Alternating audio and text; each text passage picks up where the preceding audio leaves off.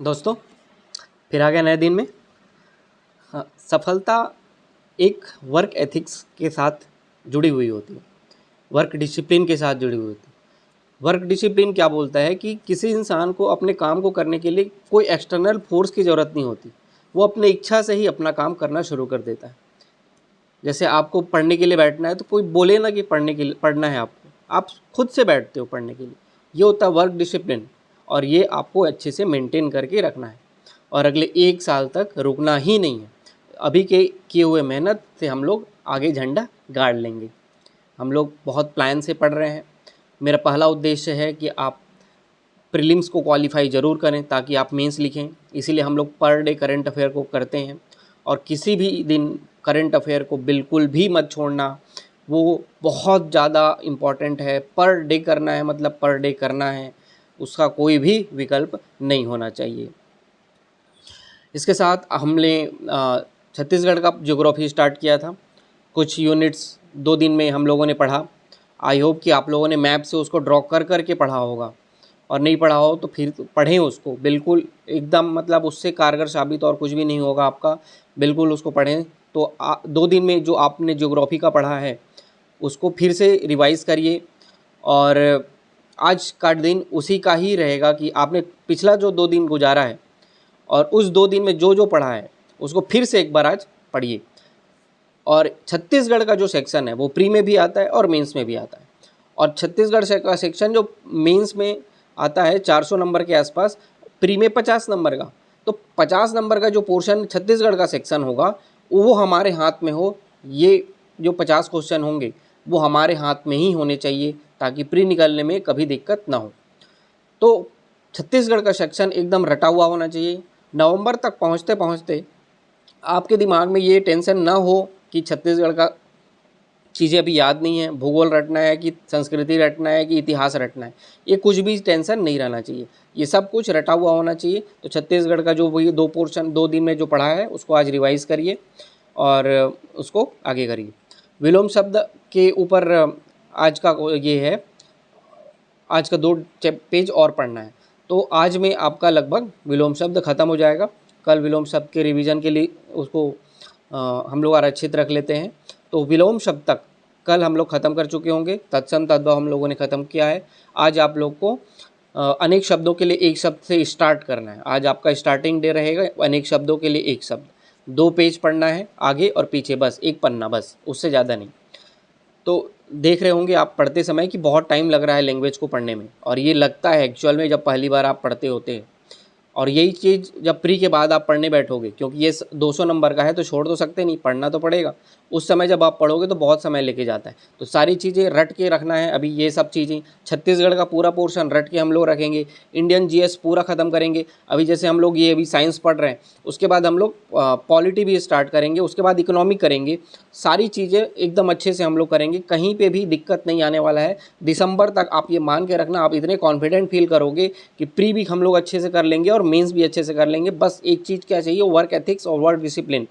Work discipline आपके अंदर बिल्कुल होना चाहिए। तो अनेक शब्दों के लिए एक शब्द 2 पेज पढ़िए। छत्तीसगढ़ का जो पोर्शन 2 दिन में पढ़ा है उसको रिवीजन करिए। और इंग्लिश का जो ग्रामर हम लोग पढ़ रहे हैं रूल्स, उसका 50 रूल तक हम लोग इस वीक रखते हैं। 60 रूल मैंने बोला था लेकिन 50 तक ही रखते हैं। इस वीक तक आप लोग जिनका नहीं हुआ है 50 रूल तक हम लोग इस वीक तक करने की कोशिश करेंगे। जिनका हो गया है रिवीजन करिए। रूल्स बहुत इंपॉर्टेंट है, और ग्रामर हम लोग इसी तरीके से स्ट्रॉन्ग करेंगे। जितने बार पढ़ेंगे उतने बार हमारी उसमें पकड़ बढ़ते जाएगी। तो ये आप ग्रामर का रखिए। और जो साइंस का पोर्शन हम लोग केमिस्ट्री कर रहे हैं, केमिस्ट्री में आप उसको 3 चैप्टर हम लोग कर लिए हैं। तो आज हम लोग 3 चैप्टर को ही रोकते हैं और 3 चैप्टर में आप जो भी पढ़े हैं और जो छूटा है उसको रिवीजन करिए, और 3 चैप्टर में अपनी स्थिति को मजबूत रखिए ताकि ये 3 चैप्टर और किसी का ना हो। ये 3 चैप्टर एकदम जबान पे रटे हुए होने चाहिए। एकदम नोट्स आपके पास है ना, आपको नोट्स के लिए भटकना है, कंटेंट है, लेक्चर भी मिल रहा है, तो उसको बहुत अच्छे से पढ़ने की कोशिश करिए। हिंदी इंग्लिश वाली भी प्रॉब्लम ख़त्म हो गई है, अब इंग्लिश में भी नोट्स हम लोग दे ही रहे हैं। तो वो चीज़ें अब टेंशन फ्री हो जाना चाहिए। हम लोग जब ये ख़त्म होगा फिर हम लोग जब पॉलिटिक्स स्टार्ट करेंगे, सब कोई लक्ष्मीकांत की बुक अपने पास रखिएगा। मैं यूनिट वाइज हल्का फुल्का एक लेक्चर भी आपको दूंगा ताकि वो प्री और मेंस दोनों चीज़ों को टच करता हुआ रहे। तो प्री में भी वो एक पॉलिटी वाला जो सेक्शन है वो भी इम्पॉर्टेंट होगा, मेंस में भी इम्पॉर्टेंट होगा। तो पॉलिटी वाले सेक्शन के लिए सब लक्ष्मीकांत खरीद के रखेंगे, हम लोग उसको भी कवर करेंगे। और बिना लक्ष्मीकांत करे आपका न प्री बनेगा न मेंस बनेगा, तो हम लोग उसको ज़रूर करेंगे। तो ये आपका क्वेश्चन रहेगा। विलोम शब्द के क्वेश्चन लिख लो। पहला, राग, राजतंत्र, लाघव, रौद्र, लुप्त, वक्र, वरिष्ठता, वसंत, वामावर्त, विजय, विधवा, विपत्ति, वियोग, विश्लेषण, विस्तृत, वृद्धि, व्यभिचारी, व्यष्टि, शकुन, शयन, शीत, शुष्क, सूर, श्रृंखला, शोक, शोषक, श्रव्य, श्री गणेश, श्रेष्ठ, श्रेष्ठता, श्रोता, षड्यंत्र, संकल्प, संकीर्ण, संकोच, सन्यासी, संदेह, संधि, संपद। तो ये विलोम शब्द होगा। प्रॉपर आप नोट्स बना रहे होंगे, ये मैं उम्मीद रखता हूँ। ये आपका नोट्स भी बन रहा है, आपका टेस्ट ही नहीं है, ये एक नोट्स भी है। तो आप इसको रिवीजन भी साथ में करते चलेंगे। तो ये चीज़ें इस तरीके से हम लोग, आप लोग समझ नहीं पा रहे होंगे कुछ लोगों को, लेकिन ये एक प्लान स्टडी है जो अगले 6 महीने को प्लान करके बनाया गया है। आप इसको फॉलो करिए, बहुत बेनिफिट होने वाला है। हम लोग एक कल आर्टिकल एक हम लोग द हिंदू के एडिटोरियल एनालिसिस में देखे थे, इंडिया नेपाल रिलेशनशिप, जिसमें एक पक्ष के बारे में बात की गई थी। तो आज आप क्वेश्चन ही लिख लो कि इंडिया नेपाल रिलेशनशिप के बारे में। जैसे इस साल के मेंस में क्या पूछा था, आपने क्वेश्चन पेपर देखा होगा, तो इंडिया यूरोपियन यूनियन रिलेशनशिप के बारे में पूछा था। हम लोग आज करते हैं, हम लोग प्रयास करेंगे बहुत सारे देशों के साथ भारत के जो रिश्ते हैं उसके ऊपर एक अच्छा सा आंसर भी लिख लें। ये कहीं ना कहीं हमको मेंस में कुछ फ़ायदा दे के जाएगा। और पढ़ा हुआ नॉलेज एक दूसरे से लिंक हो जाता है। यहाँ के अगर इस टाइप के क्वेश्चन ना बने तो कहीं और बनेंगे, क्या पता इसे में काम आ जाए, क्या पता कहीं और आ जाए। तो लेकिन ये चीज़ें जानना हमारे लिए बहुत ज़रूरी होता है। पहला क्वेश्चन आप लिखे हैं अभी आज का, इंडिया नेपाल रिलेशनशिप। कल क्वेश्चन मैं कराता हूँ कि एक दूसरा अभी इकोनॉमी का कुछ कराते हैं, तो वो चीज़ें हम लोग प्रयास करेंगे कि पर डे अब जो है टारगेट में एक क्वेश्चन आंसर के फैक्ट में एक टॉपिक को कवर कर लें। तो इंडिया नेपाल रिलेशनशिप के बारे में जब मैं बताता हूँ, तो भारत जब आज़ाद हुआ था तो नेपाल के साथ नेपाल कभी गुलाम नहीं हुआ, ये आप ध्यान रखो। तो 1950 में इंडिया नेपाल ट्रीटी एक साइन किया गया था। 1950 में भारत नेपाल शांति व मित्रता संधि, जो दोनों देशों के संबंधों का आधार था। भारत और नेपाल के संबंधों का आधार था 1950 की भारत नेपाल शांति व मित्रता संधि। ये इससे शुरुआत किया आपने। उसके बाद लिखा दोनों देशों के बीच ओपन बॉर्डर रिलेशन है, खुली बॉर्डर संबंध है, मुक्त बॉर्डर संबंध है, ओपन बॉर्डर रिलेशन है। भारत नेपाल के बॉर्डर की कुल लंबाई 1850 किलोमीटर है। कुल लंबाई 1850 किलोमीटर है, जिसमें से 1758 किलोमीटर ओपन है, बाकी में थोड़ा रेस्ट्रिक्शन है। लेकिन 1850 किलोमीटर का बॉर्डर, यहाँ पे एक प्रीलिम्स फैक्ट क्या आ गया कि इंडिया नेपाल में 1850 किलोमीटर का बॉर्डर लगता है, जिसमें 1758 किलोमीटर ओपन है। तो ये ओपन बॉर्डर में क्या होता है, दोनों देशों के लोग वीज़ा फ्री एंट्री कर लेते हैं। भारत के लोग पाकिस्तान भी चले जाते हैं, भारत के लोग नेपाल चले जाते हैं, और नेपाल के लोग भारत आ जाते हैं। बार बार पाकिस्तान आ रहा है। तो ये चीज़ें होती है, ओपन बॉर्डर है, बिना वीज़ा के फ्री एंट्री फ्री एग्जिट होता है। तो ये चीज़ें आप लिखेंगे। उसके बाद फिर हम लोग क्या करेंगे, हेडिंग वाइज इसके डील करेंगे। पहला आप क्या करें, हम लोग क्या करेंगे, सीमा संबंध, जिसमें आप पहला हेडिंग क्या, सीमा संबंध।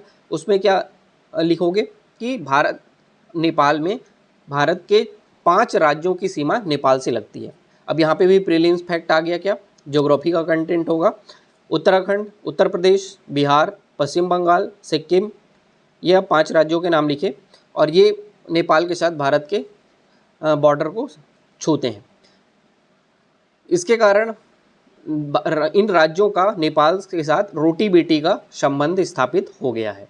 ये चीज़ें लिखे। रोटी बेटी का मतलब यहाँ के लोग नेपाल भी काम करने जाते हैं और नेपाल के लोग इन राज्यों में काम करने आते हैं, तो इनसे पैसा कमाते हैं और रोटी का एक जुगाड़ हो जाता है। और कई कई सारे ऐसे जाति के लोग हैं जो दोनों देशों में निवास करते हैं, तो अपनी बेटी का भी वैवाहिक संबंध स्थापित करके अपने संबंध स्थापित करते हैं। इस तरीके से बोला जाता है दोनों देशों के बीच रोटी बेटी का संबंध है, ये आप लिखेंगे। उसके बाद दूसरा लिखेंगे शैक्षणिक संबंध।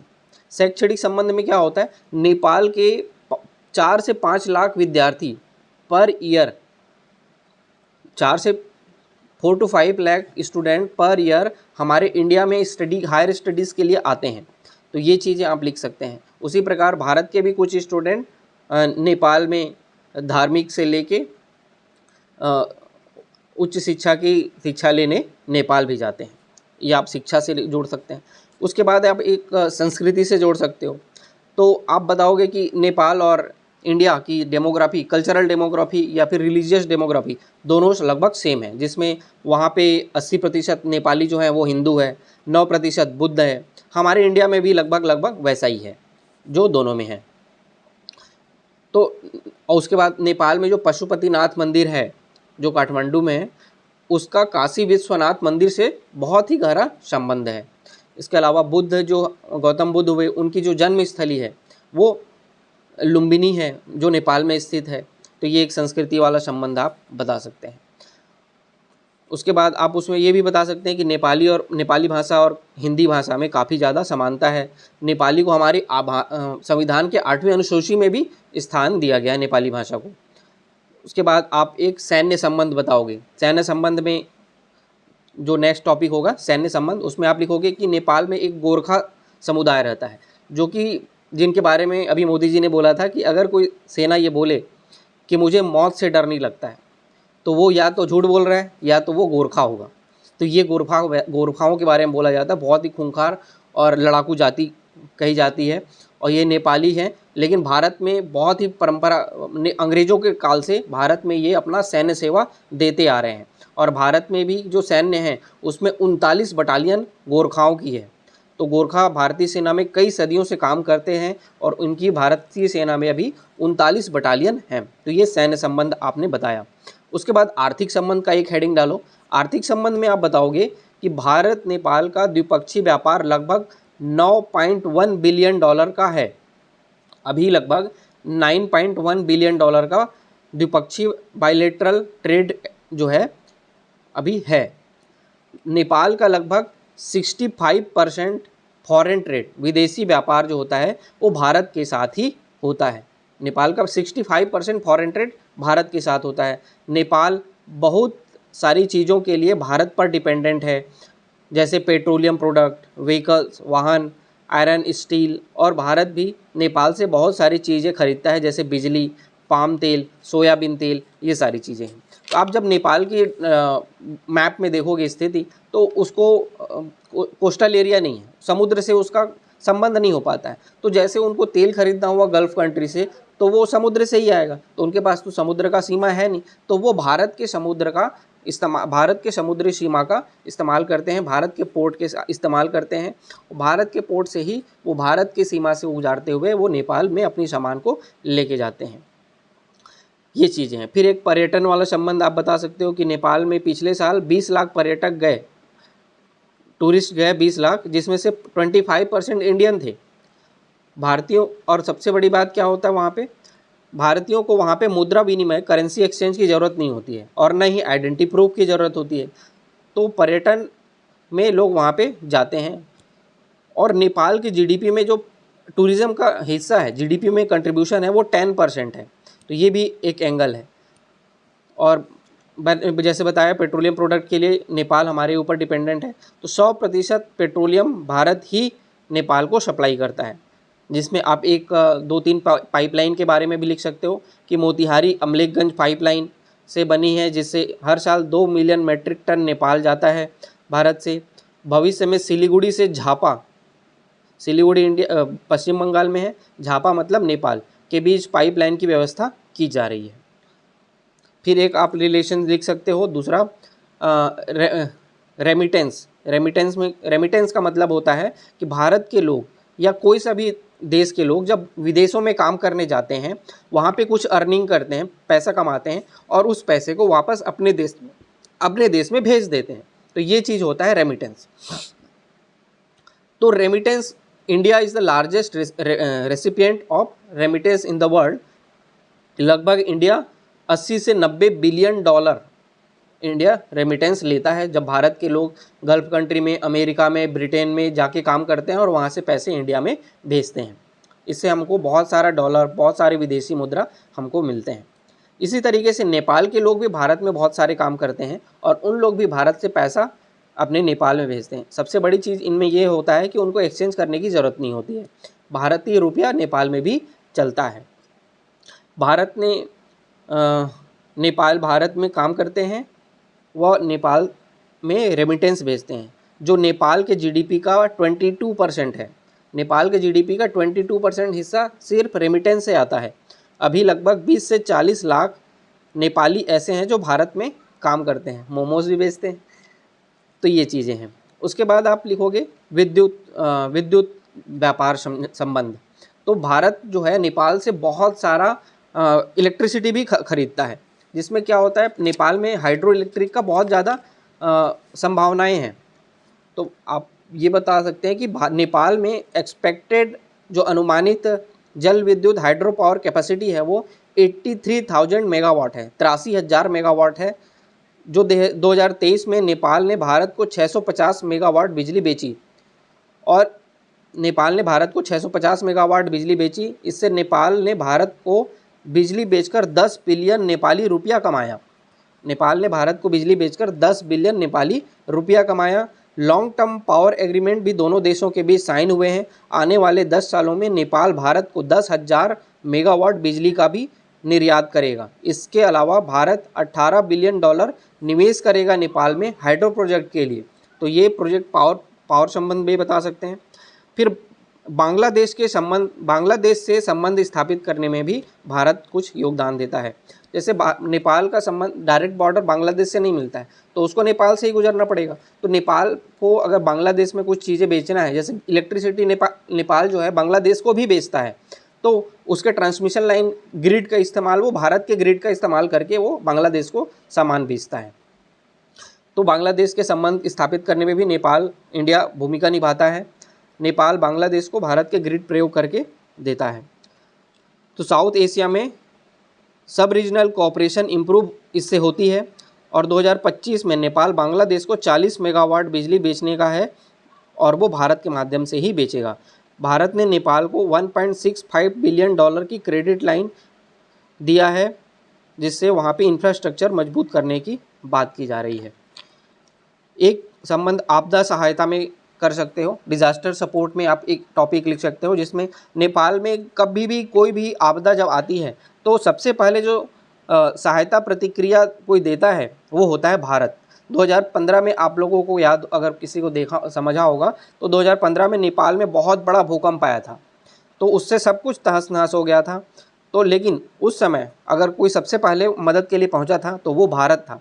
भारत ने वहाँ रेस्क्यू ऑपरेशन चलाए, रिलीफ पैकेज भी अनाउंस किया। लगभग 75 मिलियन डॉलर की राहत पैकेज भारत ने नेपाल को देने की घोषणा की और एक ऑपरेशन मैत्री चलाया और वहाँ के लोगों की सुरक्षित बाहर निकालने के लिए। तो ये सारी चीज़ें आप लिख सकते हो। फिर एक इंडिया चीन रिलेशनशिप में भी नेपाल का कुछ संबंध स्थापित होता है कि जैसे नेपाल क्या करता है, चाइना कार्ड खेलता है। नेपाल का बॉर्डर उत्तर में चाइना से लगता है, दक्षिण में इंडिया से लगता है। नेपाल बोलता है कि आप इंडिया को कि आप ऐसा नहीं करोगे तो हम लोग चाइना के पास चले जाएंगे। चाइना, और फिर हम तो जानते हैं कि अगर हम लोग अपने पड़ोसी के साथ अच्छे संबंध नहीं रखेंगे तो वो चाइना के साथ अच्छे संबंध रखने चले जाएंगे। तो ये चीज़ें हम अपने बॉर्डर सिक्योरिटी के लिए नहीं चाहते हैं। तो हम लोग क्या करेंगे, हम लोग चाहेंगे कि हमारे पड़ोसी हमारे फेवर में रहें और चाइना के साथ न जाएँ। तो ये चीज़ें नेपाल जो है बीच बीच में चाइना कार्ड खेलता रहता है। तो चीन के साथ रिश्ते सुधारने में या चीन को बैलेंस करने में इंडिया जो है नेपाल की मदद लेता रहता है। तो इंडिया चीन का बढ़ता प्रभुत्व को काउंटर करना चाहता है। इंडिया चाइना बॉर्डर पर इंटीग्रेटेड चेक पोस्ट बने होते हैं। तो ये सारी चीज़ें करने के लिए नेपाल होता है। फिर इसके बाद आप कुछ क्रिटिसिज्म लिखोगे। ये तो आप संबंध आपने बताया, अगर स्पेस है आपके पास तो आप एक चीज़ें लिख सकते हो कि इंडिया नेपाल रिलेशन संबंधों में कुछ चुनौतियाँ, जिसमें आप लिख सकते हो कि भारत नेपाल में कुछ भी राजनीति होता है तो उसमें भारत के राजनीतिक संबंधों में कुछ खटास आ जाती है। ऐसा माना जाता है कि भारत नेपाल के राजनीति में भारत की दखल बढ़ जाती है। भारत के कुछ प्रोडक्ट जब नेपाल जाते हैं तो वहाँ पे बॉर्डर में कुछ मधेसी होते हैं जो तराई क्षेत्र में रहते हैं, वो उसमें रुकावट लाते हैं, जिससे वहाँ पे चीज़ें नहीं जाती हैं। तो नेपाल ने जब नया मैप इस्टेब्लिश किया, अनाउंस किया, तो उसमें एक एरिया बताया कि ये जो एरिया है उसमें कुछ है काला पानी, और एक और एरिया है, तो वो चीज़ें अपने अपने एरिया में शामिल कर लिया, जिसके कारण इंडिया नेपाल रिलेशन थोड़ा सा ख़राब हो गया। तो ये कुछ चुनौतियां हैं, और भी कुछ चुनौतियां आपको मिले तो ज़रूर लिखें। और एक बैलेंस पॉइंट ऑफ व्यू अंदर कंक्लूजन में आप ये बताएंगे कि जो भी है उपरोक्त संबंधों से ये स्थापित होता है कि भारत और नेपाल का संबंध आज से नहीं सदियों से है। इसमें सांस्कृतिक, राजनीतिक और धार्मिक सभी एंगल, आर्थिक एंगल भी शामिल हैं। और ये संबंध दोनों देशों को समझना होगा कि दोनों के हित आपस में विन विन है, और दोनों के शांति से ही हम दोनों का विकास होगा। और दोनों को ये समझना होगा कि हम लोग एक हैं, और भविष्य में एक साथ मिल के ही अपने देश का, अपने जनता का विकास सुनिश्चित करेंगे। और इस तरीके से मित्रता की जो संधि अपनाई थी, बिम्स्टेक में साथ में है, सार्क में साथ में है, इन सभी संगठनों का प्रयोग करके एक दूसरे के संबंधों को मजबूत करने की कोशिश करेंगे। ये आप एक अच्छा सा आंसर लिख सकते हो, ये ज़रूर लिखें आप, और समझें भी आप अगर मेरे से इस लेक्चर से समझे तो आज के लेक्चर में इतना ही है, थोड़ा लंबा हो गया ठीक है, कल मिलेंगे एक नए टारगेट के साथ। Thank you.